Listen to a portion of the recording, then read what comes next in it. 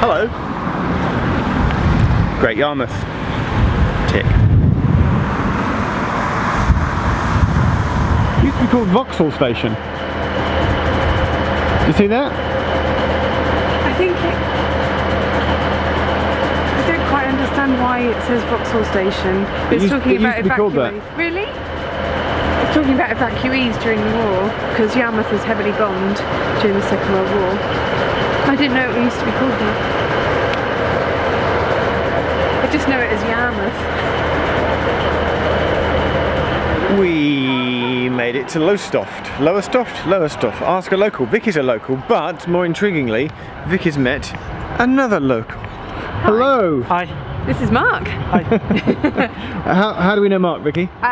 Random stranger from the internet. Yeah. Have you been doing that trick as well, where you meet random strangers on the internet? I thought it's been working out all right so far. So, so Mark was just telling me a little bit about the history of Lowestoft Station. It was a beautiful station. I mean, it was covered. Yeah. You know, and I mean, it was a lot busier station back then because Lowestoft. Only now you can only go Ipswich or Norwich, but at one point you used to go all the way to Great Yarmouth. Yep. You could even go a lot more further around to Caister. Yep. You could even go beyond Norwich. You know, I mean, it was a really, really busy station, and one of the reasons for that is that Lowestoft is famous for the herring. Okay.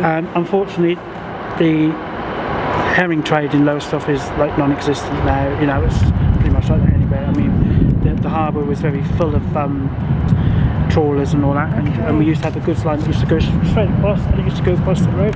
A little bit of it, though it doesn't go across the road, you can see where the spare is and all that.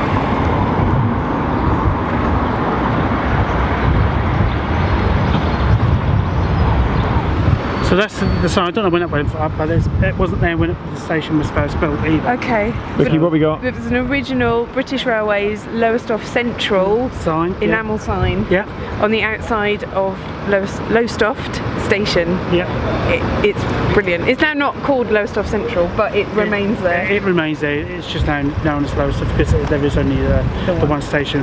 When Lowestoft used to have two stations, we had Lowestoft North, like I say, which was up the line, which no longer exists. Yep. And then obviously we had Lowestoft as well.